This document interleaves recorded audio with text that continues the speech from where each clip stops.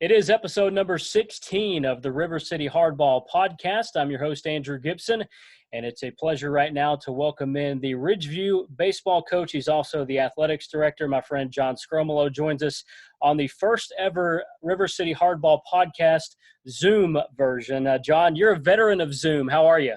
Gibby, good to see you, brother. Thanks for having me back on the show. As always, fun talking shop and excited to try this the new way. Yeah, you've done a couple of these, right? I mean, you're a Zoom veteran, aren't you?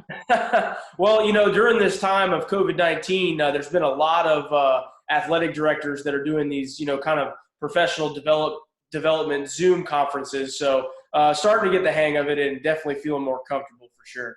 Hey, John, one of the biggest reasons I brought you on today was the FHSAA recently decided to cancel the remainder of the season. You guys really had just gotten started a couple of weeks of the season in high school baseball. They had made the decision, a very tough one, to cancel the remainder of the season due to COVID-19. What was your initial reaction to that statement? Well, it had been a waiting game since March 13th. So I think it was one of those things where no news was bad news as the time kind of went on. I can tell you, though, from personal experience, that was the last kind of bit of hope that we had. So it was, I kind of personally, it felt a lot, it was more depressing than I thought it would be because, we kind of knew that was going to happen, especially as adults as opposed to, high school students. But when it actually happened, it was a bummer. I mean, and, you kind of had this like whirlwind of emotion come up of remembering the 8 games we got to play and remembering the hard work that went into that season with the fall and the summer and the morning workouts. And it was definitely tough. You sent me a text, basically the message that you sent to your team the day that the decision was handed down. Just a few of the highlights of what that message was and how did your guys take it? Yeah, so as soon as it was made official by the FHSAA, I felt the first thing I had to do was get to these seniors, because it's just, as adults, it's very easy to act like it's not a big deal. But, when you're 17, 18 years old, you're in your last semester of high school, that's your world. I mean, that's everything that you've worked your life for. And not only baseball, but you're looking at prom and grad bash and all these, senior events that they're missing out on, senior night for baseball.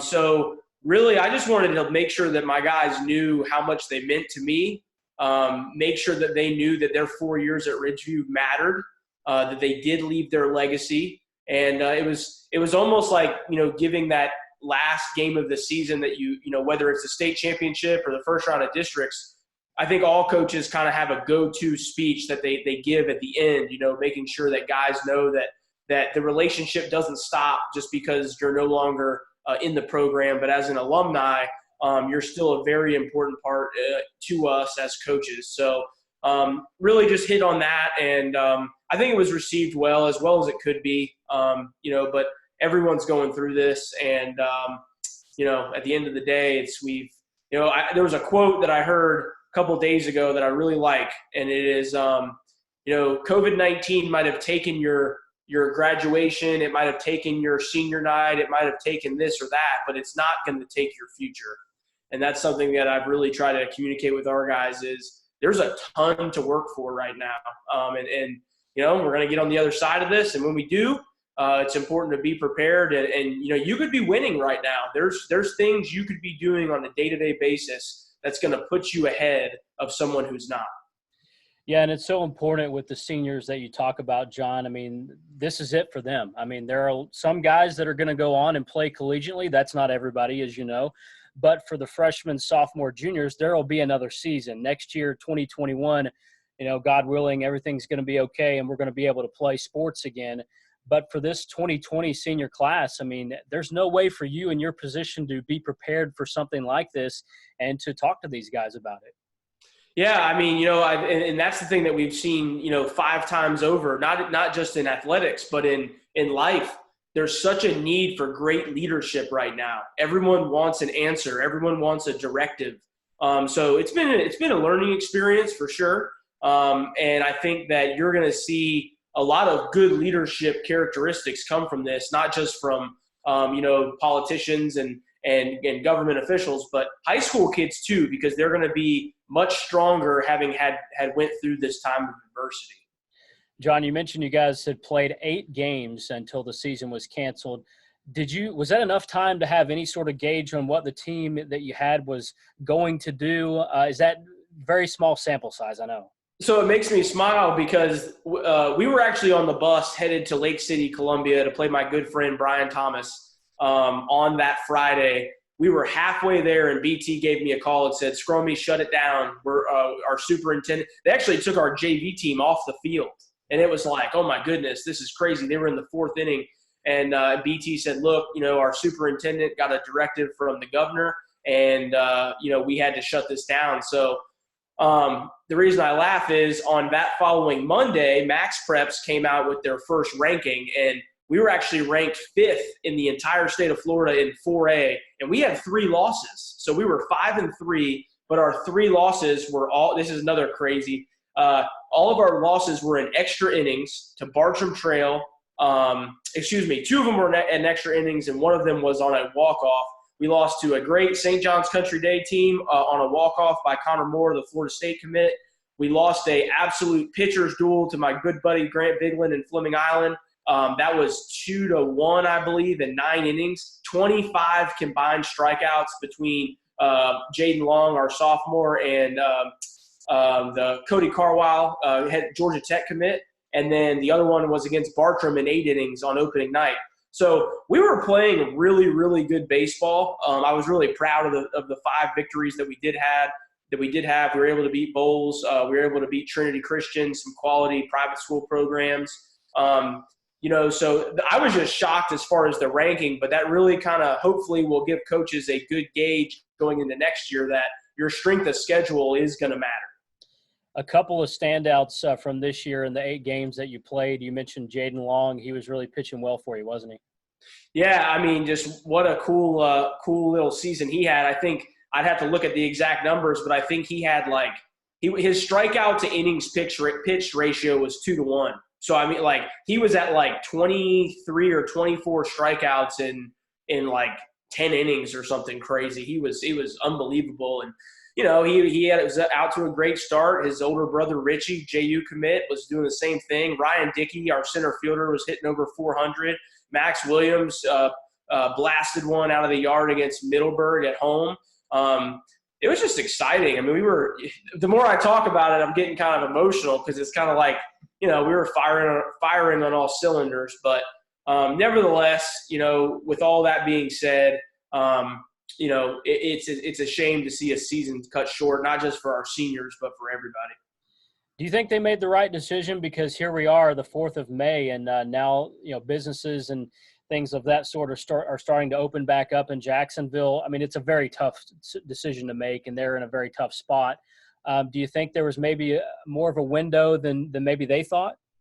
Well, here's what I will tell you. One of the things that I really pride myself in is I got into interscholastic athletics for a reason, and that's because I really see the value that high school and junior high athletics bring to the school system. I think that, like you said, not everyone's going to go to college. Not everyone's going to play professional baseball. So when we're on the educational side of athletics, it's definitely a different deal. And I think sometimes, parents and kids like to lose – sometimes they lose sight of that. There's a difference between entertainment athletics and educational athletics. So anytime there's no school, you're not going to have athletics, and that's just the fact of the matter. I can't really make a judgment on a right decision or wrong. Here's what I told people. If the NFL, the Major League Baseball, the NBA, if they're not playing in college, there's no way you're going to have a high school game. So, but, at the end of the day, we've had to do what we've had to do. Looks like all the numbers are trending in a positive direction, and hopefully we're going to, get back to what makes America great, and that's sports. John, you're not only the baseball coach, you're also the athletics director at Ridgeview High School.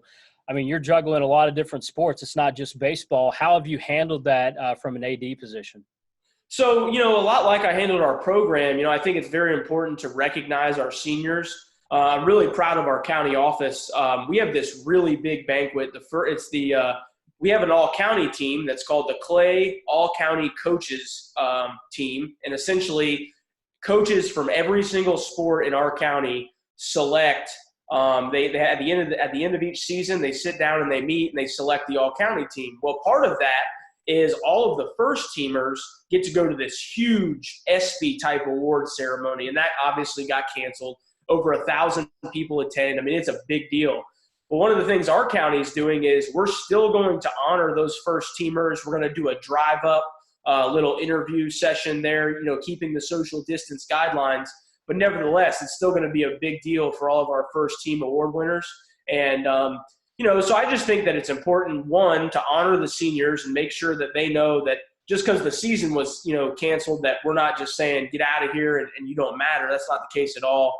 But then from there, there's been a lot of behind-the-scenes logistics and planning and communication as far as, okay, what's it going to look like when we do come back, and how is that going to work? And are we doing this and that? I can tell you that a lot of the county ADs and the FHSAA have been in close contact. I think they have like weekly meetings where they're discussing contingency plans, because I think the worst thing that could happen right now is not be prepared if we get to phase 2 and phase 3, and then no one really knows what's going on. So a lot of preparation type stuff, and on top of that, like I said earlier, right now is a great opportunity for professional development. As an AD, you're always stretched so thin with, getting gate boxes ready and scheduling and keeping your social media current and meetings with coaches and parents. I mean, there's just so much that you do.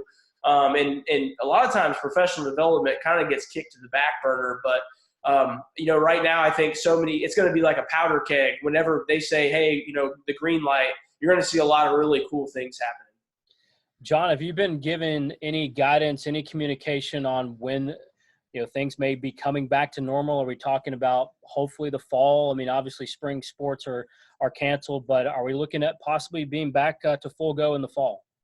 It's all touch and go. I mean, it's literally, at the county office, our superintendent, Dave Broski's done an absolute awesome job of keeping everybody up to date and in the loop and in the know as he receives information from the top. So it's touch and go. I can tell you that the consensus is we need to be ready for fall. That doesn't mean it's going to happen. But like I said, hopefully the trends keep staying in the positive direction, and at the end of the day, we're going to be prepared, barring everything works out. Last few minutes here with you, John. Again, appreciate the time here on the River City Hardball podcast, Zoom style. John, you played in the Dodgers organization coming up through baseball. Give me a few thoughts on the Dodgers. When are we going to get to see the Dodger blue in action again? Man, Mookie Betts and David Price, as a Dodger fan, how excited could you be for the start of a season? And, Kershaw's healthy again. And, I was going to be so excited. I don't know. I have a couple buddies, actually some kids that I coached. Andy Tolkien, he's a Clay grad. He's in the Diamondbacks organization. He actually lives in my neighborhood. And he stopped by the other day and we chatted, and he was only at spring training for 3 days when they sent him home. And I've asked him, hey, what's the deal, this and that. Dane Dunning, another Clay grad, I was able to play golf with him a few days ago, and his dad. And I was asking him about what he had heard. And, it's a mixed bag. I think with professional baseball, it's a little bit different than, I would say, football. I think football has so many TV contracts that, financially, they would be able to get away with no fans, essentially. You could just televise everything and go from there. Baseball is a little bit different, in my opinion. So one thing that I would encourage people to check out if you're looking for creative ideas, the Savannah Bananas released their plan to start July 1 in the Coastal Plains Summer League. And Jesse Cole might be the most creative baseball owner in the universe. He's awesome. The yellow tux guy, they call him.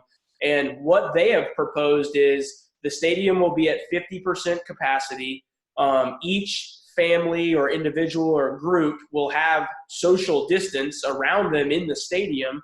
They're taking precautionary measures to protect the players and coaches. So that's exciting. And that's what I've told people is we're going to need to see people be successful to kind of reduce the fear and reduce the anxiety so we can kind of continue to move forward. So professional baseball, I'm not sure. The other thing I think of is this. Time's ticking. We can't play professional baseball into Christmas and then expect them to turn around in February and start spring training.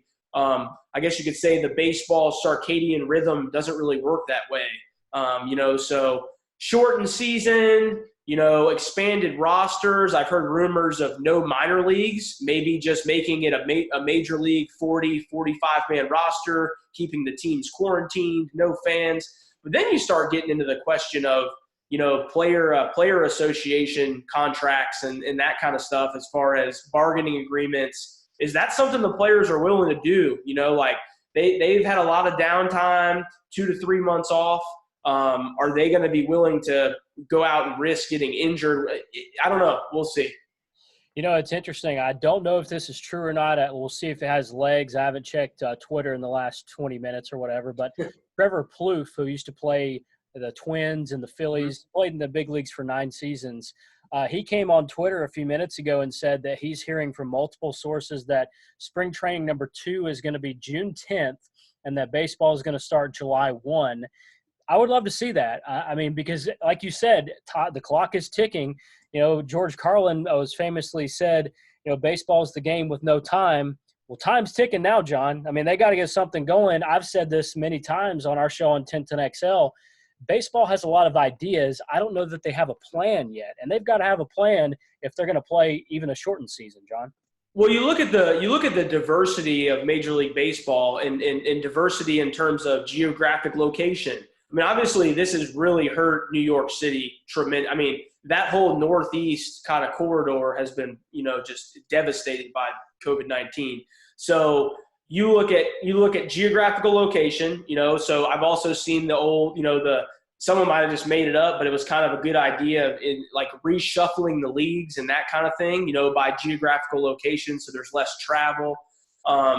It'll be interesting, but yeah, I don't think there's a definitive plan. I can guarantee you they're talking about it. They have to be. It's their job. It's their livelihood.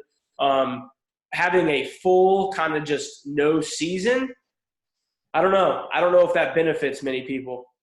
Well, it seems like the sweet spot, if you will, to take a term from baseball, the sweet spot's got to be 80 to 100 games. If they're going to do that, you have to be playing by July because you're not going to get – you're going to be less than 100 games if you're going to get started playing past July. So to me, it would make sense July 1st to get started on opening day or maybe July 4th. Great American sport. Let's start baseball on July 4th. That would be pretty cool too.